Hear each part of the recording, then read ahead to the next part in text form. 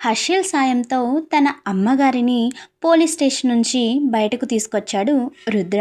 ఇప్పుడు హర్షిల్, రుద్ర కలిసి అక్షరకు జరిగే బలవంతపు పెళ్ళి ఆపనున్నారా? ఏం జరుగుతుందో ఈ ఎపిసోడ్లో వినేద్దాం. హైవే మీద బీభత్సమైన శబ్దం. రుద్ర ప్రయాణిస్తున్న కారు గాలిలో పల్టీలు కొట్టి డివైడర్ను బలంగా ఢీకొట్టింది. కారు ముందు భాగం నుజ్జు నుజ్జయింది. ఇంజన్ నుంచి పొగలొస్తున్నాయి. క్షణాల్లో డజన్ల కొద్దీ పోలీస్ జీబులు సైరన్లతో ఆ ప్రాంతాన్ని చుట్టుముట్టాయి. పోలీసులు తుపాకులు గురిపెట్టి, రుద్ర, విక్రమ్ సింహ కారు దిగు, నువ్వు చుట్టుముట్టబడ్డావు అని హెచ్చరించారు. కారు లోపల రుద్ర స్పృహ కోల్పోలేదు, కానీ నుదుటి మీద నుంచి రక్తం కారుతోంది. వల్లంతా గాజు ముక్కలు గుచ్చుకున్నాయి. కానీ అతని కళ్ళలో అక్షర తనకి దూరమైపోతోంది అన్న బాధ ఉంది. తన బలమంతా ఉపయోగించి కార్ డోర్ని తన్నాడు. ఒకసారి, రెండుసార్లు, మూడవసారికి ఆ ఇనుప తలుపు విరిగి బయటపడింది. ఆ శిథిలాల నుంచి ఒక గాయపడిన సింహంలా రుద్ర బయటకు వచ్చాడు. తన చుట్టూ గన్లతో ఉన్న పోలీసులను చూసి అతను ఏమాత్రం భయపడలేదు. సరిగ్గా అదే సమయంలో ఒక నల్లటి ఎస్యూవి వేగంగా వచ్చి అక్కడ ఆగింది. అందులో నుంచి హర్షిల్ దిగాడు. రుద్రను చూడగానే హర్షిల్ కళ్ళలో ఒక మెరుపు, రుద్ర పెదవులపై చిన్న చిరునవ్వు. పోలీసులను ఆపుతూ తన చేతిలోని లీగల్ ఫైల్ను పైకి ఎత్తాడు హర్షిల్. ఆగండి ఆఫీసర్, రుద్ర మీద ఉన్న కుంభకోణం కేసులు, కిడ్నాప్ కేసులు అన్నీ ఫేక్. ఇక్కడ ఉన్నవి హైకోర్టు స్టే ఆర్డర్స్. సింహ గ్రూప్ మీద జరిగిన కుట్రకు ఇవిగో ఆధారాలు అని డాక్యుమెంట్లు విసిరాడు. ఆ డాక్యుమెంట్స్ చెక్ చేస్తూ పోలీసులు అయోమయంలో ఉండగానే హర్షిల్ రుద్ర దగ్గరికి నడిచి వెళ్ళాడు. Long time no see my friend అంటూ హర్షిల్ చిరునవ్వుతో రుద్ర చేతిని పట్టుకుని బలంగా తన వైపుకి లాక్కుని గాఢంగా హత్తుకున్నాడు. హర్షిల్, అమ్మెక్కడా? అమ్మ సేఫేనా అని ఆతృతగా అడిగాడు రుద్ర. హర్షిల్ రుద్ర భుజం తట్టి, అమ్మ సేఫ్రా, నా కారులోనే ఉంది. తనని నేను రక్షించాను. ఇప్పుడు మన తక్షణ కర్తవ్యం నీ అక్షరను కాపాడడం. ఆ శేషగిరి అక్షరకి పెళ్లి చేసి నీ పెళ్ళాం బిడ్డను నరకంలోకి నెట్టాలి అని చూస్తున్నాడు అన్నాడు గంభీరంగా. రుద్ర కళ్ళు కోపంతో ఎరిపెక్కాయి. పద హర్షిల్, ఆ శేషగిరి గాడికి మృత్యువు అంటే ఏంటో చూపిస్తాను. గోడౌన్ లోపల పరిస్థితి చాలా దారుణంగా ఉంది. బలవంతపు పెళ్లికి అక్కడ అంతా సిద్ధమైంది. అక్షర కాళ్ళను కట్టేసి ఆమె నోటికి గుడ్డ కట్టారు. అన్వి ఏడుస్తూ వివాన్ కాళ్ళు పట్టుకుని బ్రతిమిలాడుతోంది. మామా, వద్దు మామా, మమ్మీ ఏడుస్తోంది, ఈ పెళ్ళి చేయొద్దు ప్లీజ్ మామా అంటూ చిన్నారి అన్వి ప్రాధేయపడుతుంటే వివాన్ క్రూరంగా నవ్వి, నీ మమ్మీకి ఇప్పుడు కొత్త భర్తని, నీకు కొత్త తండ్రిని ఇస్తున్నాను కదా అంటూ అన్విని కాలుతో బలంగా నెట్టేశాడు. అన్వి గాలిలో ఎగిరి కింద పడబోతుండగా మెరుపు వేగంతో లోపలికి వచ్చిన హర్షిల్ ఆమెను ఒడిసిపట్టుకున్నాడు. అన్వి భయంతో వణికిపోతుంటే ఆమె నుదుటి మీద ముద్దు పెట్టి వీపు నిమురుతూ, ఏం కాలేదు నాన్నా, భయపడకు, అదిగో మీ నాన్న వచ్చాడు కదా, ఈ బ్యాడ్ అంకుల్ సంగతి వాడు చూసుకుంటాడు అన్నాడు భరోసాగా. అన్వి కళ్ళు తుడుచుకొని, అంకుల్ తనేనా నా నాన్న? నా ఫ్రెండే నా నాన్ననా అని అడిగింది అమాయకంగా. హర్షిల్ నవ్వి అవునని తలూపాడు. మరోవైపు శేషగిరి తెచ్చిన పెళ్ళికొడుకు అక్షర మెడలో తాళి కట్టబోతున్నాడు. సరిగ్గా అదే క్షణంలో అక్కడ ఉన్న ఒక పదునైన రేకు ముక్కను అందుకున్న రుద్ర దాన్ని ఒక్క ఉదుటున విసిరాడు. ఆ రేకు గాలిని చీల్చుకుంటూ వెళ్ళి తాళి కట్టబోతున్న వాడి చేతిని నరికేసింది. వాడు ఆర్తనాదాలు చేస్తూ కింద పడిపోయాడు. రుద్ర ఒక రాక్షసుడిలా శేషగిరి వైపు నడిచాడు. అక్షరను కట్లు విప్పి దగ్గరకు తీసుకున్నాడు. అక్షర భయంతో ఆవేదనతో రుద్ర గుండెలకు హత్తుకుని ఏడ్చింది. రుద్ర ఆమె తల నిమురుతూ, నేనొచ్చాను అక్షర, ఇక మనల్ని ఏ శక్తి విడదీయలేదు అని అనునయించాడు. హర్షిల్ అప్పటికే పోలీసులకు కాల్ చేశాడు. పోలీసులు వచ్చి శేషగిరిని, వివాన్ను అరెస్ట్ చేశారు. మేజర్ అయిన అమ్మాయికి ఆమె ఇష్టం లేకుండా బలవంతంగా పెళ్లి చేయడం, ఒక చిన్నారిని హింసించడం. ఈ కేసులో మీరు జీవితాంతం జైల్లోనే ఉంటారు శేషగిరి గారు అని హర్షిల్ హెచ్చరించాడు. శేషగిరి కళ్ళల్లో అప్పుడే భయం మొదలైంది. రుద్ర తన దెబ్బలను కూడా లెక్క చేయకుండా అక్షరను చూస్తూ నిలబడ్డాడు. అతని చొక్కా రక్తంతో తడిసిపోయింది. నుదుటి మీద గాయం ఇంకా పచ్చిగానే ఉంది. హర్షిల్ వెంటనే మెడికల్ కిట్ తీసి రుద్రకు ప్రాథమిక చికిత్స చేయడం మొదలుపెట్టాడు. ఆ గాజు ముక్కలను తీస్తుంటే రుద్ర ముఖంలో నొప్పి కంటే అక్షర తనని చూస్తున్న చూపుల్లోని ఆవేదనే ఎక్కువగా కనిపిస్తోంది. చూడక్షర, ఇక్కడ అంతా ముగిసింది. శేషగిరి, వివాన్ తమ పాపానికి తగిన శిక్ష అనుభవిస్తారు. ఇక నువ్వు, అన్వి ఇక్కడ ఉండటం సేఫ్ కాదు. మనం హైదరాబాద్ వెళ్దాం. నా సామ్రాజ్యంలో నిన్ను కంటికి రెప్పలా కాపాడుకుంటాను అన్నాడు రుద్ర అనునయంగా. అక్షర కళ్ళల్లో నీళ్లు తిరుగుతున్నాయి. రుద్ర తన కోసం చేసిన పోరాటం, పడిన దెబ్బలు ఆమె గుండెను పిండేస్తున్నాయి. అతని ప్రేమను చూస్తుంటే నిజానికి ఆమెకు రుద్ర బాహువుల్లో ఒదిగిపోవాలని ఉంది. అతనికి తగిలిన గాయాలకు తన చేతులతో ప్రేమగా మందు పూయాలని ఉంది. కానీ ఆమె మనసులోని భయం ఆమెను అడ్డుకుంది. లేదు రుద్ర, నేను రాలేను అంది అక్షర గట్టిగా. రుద్ర నివ్వెరపోయాడు.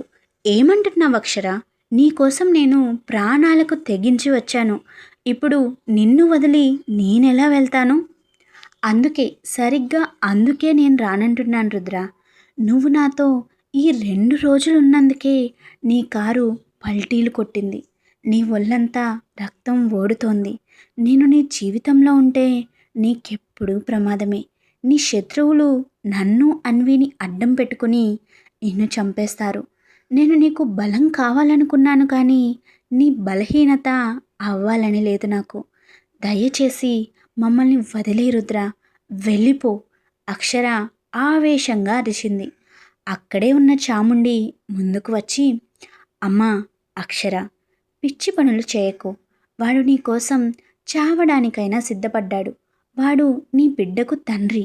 ఇప్పుడు కాక ఇంకెప్పుడు మీరు కలిసి ఉంటారు అని బ్రతిమిలాడింది. హర్షిల్ కూడా కల్పించుకొని, దీదీ, రుద్ర ఒక్కడే కాదు, మేమందరం ఉన్నాం కదా.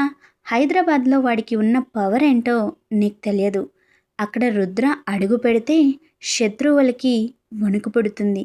పద వెళ్దాం అన్నాడు. కానీ అక్షర వినలేదు. లేదు, నా నిర్ణయం మారదు. నేను వస్తే రుద్రకి ముప్పు, అది నేను సహించలేను అంది అక్షర. రుద్రకు అర్థమైంది, అక్షర తన మీద ఉన్న ప్రేమతోనే ఈ మొండితనం చూపిస్తోందని. ఆమెను మాటలతో ఒప్పించడం అసాధ్యమని తేలిపోయింది.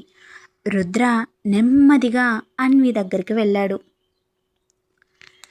అన్వి అమాయకంగా చూస్తూ, డాడీ, మమ్మీ ఎందుకు రానంటోంది? మనం అందరం కలిసి ఉందాం కదా అంది. రుద్ర అన్విని ఎత్తుకుని ఆమె బుగ్గ మీద ముద్దు పెట్టుకున్నాడు.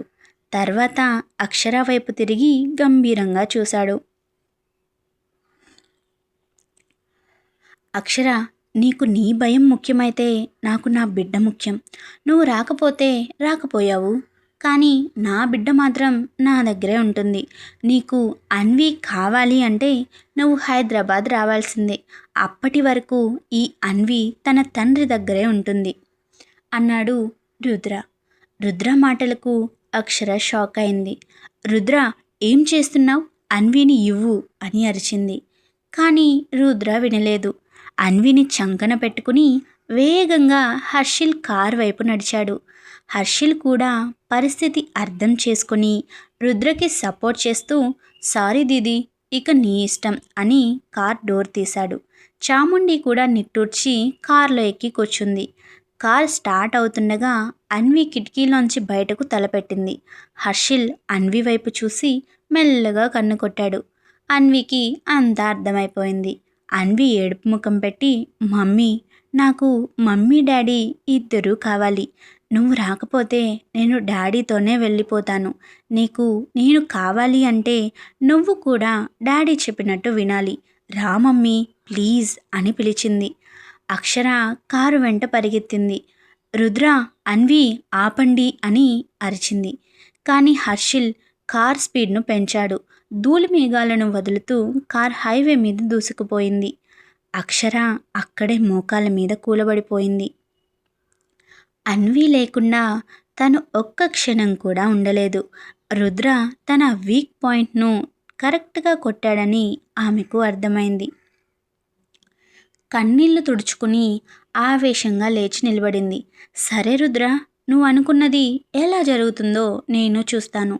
నేనే నీకు ప్రమాదం అని తెలిసి కూడా నువ్వు చెప్పినట్టు నీతో కలిసి ఉండటానికి నేను మూర్ఖురాలిని కాదు అనుకుంటూ అక్కడ ఉన్న ఒక ట్యాక్సీని ఆపి, రైల్వే స్టేషన్, ఎంత డబ్బైనా ఇస్తాను, వేగంగా పోనివ్వు అని ఆర్డర్ వేసింది. అన్వి కోసం అక్షర ప్రయాణం మొదలైంది. అక్షర కళ్ళల్లో పట్టుదల, గుండెల్లో ఆవేదన, సుడులు తిరుగుతున్నాయి. రుద్ర అంటే తనకు ప్రాణం. కానీ ఆ ప్రాణానికే తన వల్ల ముప్పు వస్తుందన్న భయం ఆమెను పిచ్చిదాన్ని చేస్తోంది. నువ్వు నన్ను మొండిదానివి అనుకున్నా పర్వాలేదు రుద్ర, కానీ నిన్ను మృత్యువుకు దగ్గర చేసే మూర్ఖురాలిని మాత్రం నేను కాలేను అని మనసులో గట్టిగా అనుకుంది. ట్యాక్సీ రైల్వే స్టేషన్కి చేరుకుంది. అక్షర గబాగబా దిగి ప్లాట్ఫామ్ మీదకు పరిగెత్తింది. అదృష్టవశాత్తు హైదరాబాద్ వెళ్ళే ఎక్స్ప్రెస్ రైలు అప్పుడే ప్లాట్ఫారం మీదకు వస్తోంది. ఆమె దగ్గర రిజర్వేషన్ లేదు, కానీ ఏది పట్టించుకునే స్థితిలో ఆమె లేదు. తన బిడ్డ అన్వి రుద్ర దగ్గర ఉంది. అన్విని ఎలాగైనా తీసుకుని మళ్ళీ ఎవరికీ తెలియని దూర తీరాలకు వెళ్ళిపోవాలి అన్నదే ఆమె లక్ష్యం. మరోవైపు హైదరాబాద్లో ఫ్లైట్ దిగారు రుద్ర వాళ్ళు. హర్షిల్ కారు రుద్ర ఇంటి సరిహద్దుల్లోకి ప్రవేశించింది. రుద్ర తన గాయాలను పట్టించుకోకుండా అన్విని ఒడిలో పట్టుకుని కూర్చున్నాడు. అన్వి నిద్రలో కూడా నాన్న అని కలవరిస్తోంది. అది చూస్తుంటే రుద్ర మనసు ద్రవించిపోతోంది. హర్షిల్, అక్షర వస్తుందంటావా? రుద్ర గొంతులో స్వల్ప సందేహం. హర్షిల్ నవ్వి, రే రుద్ర, తను అక్షర నీకోసం ప్రాణాలైనా ఇస్తుంది, కానీ నిన్ను వదులుకోలేదు. అన్వి నీ దగ్గర ఉందంటే తను నీడలా నీ వెంటే వస్తుంది. చూస్తూ ఉండు, రేపు పొద్దున కల్లా తను మన ఇంటి ముందు ఉంటుంది అన్నాడు ధీమాగా. రుద్ర నిట్టూర్చాడు. రైలు వేగంగా పరిగెడుతోంది. జనరల్ బోగీలో కిటికీ పక్కన కూర్చున్న అక్షర కళ్ళ ముందు రుద్ర పల్టీలు కొట్టిన కారు దృశ్యం పదే పదే మెదులుతోంది. ఆమె చేతులు వణుకుతున్నాయి. రుద్ర, నువ్వు నన్ను బలవంతంగా హైదరాబాద్ పిలిపించుకుంటున్నావు. నా వల్ల నీకు అపాయం కలిగితే నేను తట్టుకోలేను. అన్విని తీసుకుని నేను మళ్ళీ వెళ్ళిపోతాను, ఖచ్చితంగా వెళ్ళిపోతాను అని నిర్ణయించుకుంది. మరుసటి రోజు ఉదయం రైలు సికింద్రాబాద్ చేరుకుంది. అక్షర వెంటనే క్యాబ్ బుక్ చేసుకుని రుద్ర బంగ్లా వైపు బయలుదేరింది. రుద్ర ప్రాణాల కోసం అతనికి దూరంగా ఉండాలని అక్షర మొండికేస్తోంది. మరి తన బిడ్డను తీసుకుని అక్షర మళ్ళీ మాయమైపోతుందా, లేక రుద్ర ఆమెను తన ప్రేమతో కట్టడి చేస్తాడా? రుద్ర సామ్రాజ్యంలో అడుగుపెట్టిన అక్షరకు ఎదురయ్యే కొత్త సవాళ్ళు ఏంటి? అన్వి, అక్షర హైదరాబాద్కి వచ్చారు అని తెలిస్తే మాయా ఏం చేస్తుంది? తెలుసుకోవాలంటే వింటూనే ఉండండి Rudra Akshara love story. Thank you for watching. Keep smiling, keep listening. నేను మీ Anusha Krishna signing off. Subscribe.